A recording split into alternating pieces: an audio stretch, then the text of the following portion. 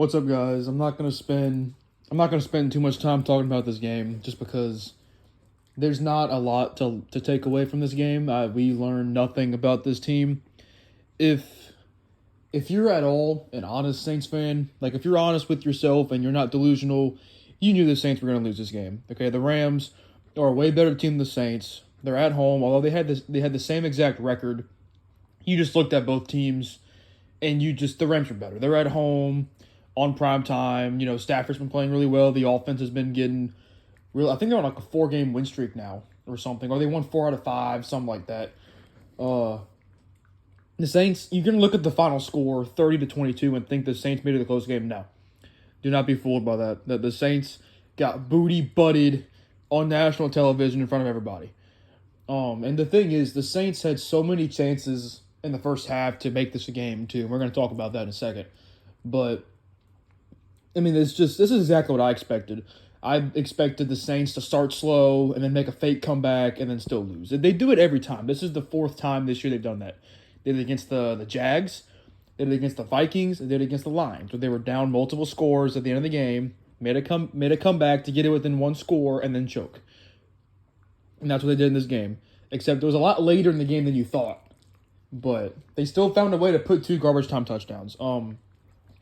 Let's start with the beginning of the game, because the Saints got the ball first, and they're actually putting together a really solid drive. They got all the way down to the Rams' 30-yard line. So you're already in range for a 47, 48-yard field goal.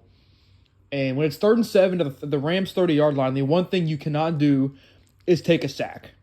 And what does our $35 million a year quarterback Derek Carr do?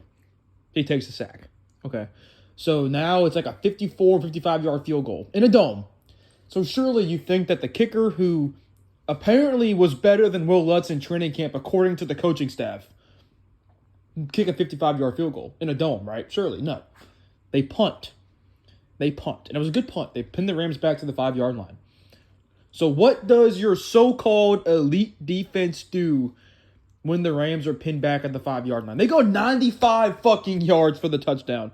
Who is surprised? Who's surprised? Fucking nobody. And then this next drive, same thing. They put together a couple first downs, and then they punt. And, you know, now we're in the fast forward to the second quarter. It's 10-0. The Saints get a huge, about a 45, 50-yard touchdown to Rashid Shaheed. The Saints are right back in it, okay? The defense forces a 3-and-out, or is it either a 3-and-out or a couple first downs and then a punt, something like that, okay? So it's the end of the half. We're about 3 minutes up in the first half. It's still 10-7. It's very much still a game. And then on 3rd and 5, about midfield, Chris Olave drops a wide open pass for a first down. Now, it was also behind him, but he's got to catch that. That's on Olave. As much as I want to flame Derek Carr for throwing it behind him, I have so much more expectation for someone like Chris Olave. He had a couple bad drops today. Now, Olave had a good game. Okay, I'm not going to blame this on Olave because what happened after this 3rd and 5, I don't agree with. Now, I've seen people on social media be very torn about this decision to go for it on 4th and 5. At this point in the game, I did not agree with it because although you pinned the Rams back and they went 95 yards earlier in the game, you're a defensive team and you got to trust your defense, in my opinion. And I didn't trust the Saints to cook up a good play on 4th and 5. I didn't trust the O-line to hold up long enough to get a pass off on 4th and 5, and they really didn't. Because Derek Carr threw a pass to Juwan Johnson right before he was even looking for it. So, at that point, the Rams got a touchdown before half, and then they never looked back. At the end of the game, it was 30-7. They got some garbage time points, but this loss really, really screws you in the playoffs because now to make the playoffs, you basically have to win the division. Because the two teams that are in the wild card right now are the Vikings and the Rams, and they both have tiebreakers on you. So, you're not going to get the wild card. So the only chance to make the playoffs now is if you win the division. And we're already backs against the wall for that because Tampa Bay currently has a tiebreaker over us. We play them next week, so we have a chance to fix that. But Tampa Bay's schedule is very favorable for them because they play the Jags this week without Trevor Lawrence. Trevor Lawrence is in concussion protocol.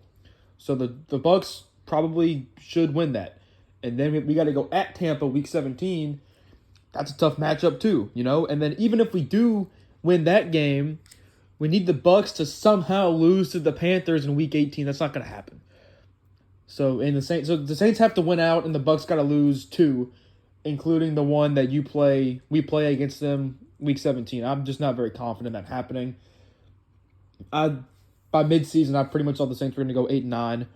My before season prediction was 10-7, but I quickly realized that wasn't going to happen. I didn't think it was crazy to think that with the easiest schedule in the NFL, you could at least win 10 games. But no, we're 7-8, and it's looking like we're going to be 8-9 or something like that. And the Saints, they're not going to fire Dennis Allen. I just don't think they're going to. I want them to so bad, but they're not going to. So the season's still not over, but just don't get your hopes up for no playoffs because it ain't going to happen. I do still want to win these last few games because when you already have 7 wins, what does tanking do? There's no reason to tank, So I still want us to win these next 2 games. I hope we do, but shit is what it is. Our defense got cooked. This so-called elite defense, changes. This is going to be an important offseason for the Saints. I think you're still going to have to run it back with Derek Carr because of his contract. You can get out of it after 2024, but you're stuck with it for next year at least. So just, Dennis Allen and Derek Carr is going to be back again. So it's going to be an interesting offseason to see what they do. We'll see. I don't know. Michael Thomas probably is going to come back this season. So is he going to be a Saint next year? I don't know.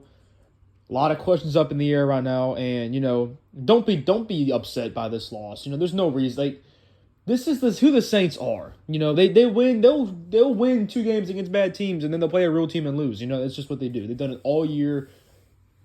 Every time they've won 2 games in a row, and they've been in a position to win 3, they lose. They lose. So, I'm not upset by this. You guys shouldn't be either. It is what it is. This is who the Saints are. No one should be surprised. Got Tampa next week. I still want to win. Hopefully we win, and we can root for I'm still gonna root for the Bucks to lose this week, but it ain't looking very good. So anyway, that is what it is. Thanks for watching, and see you guys next week when we play Tampa.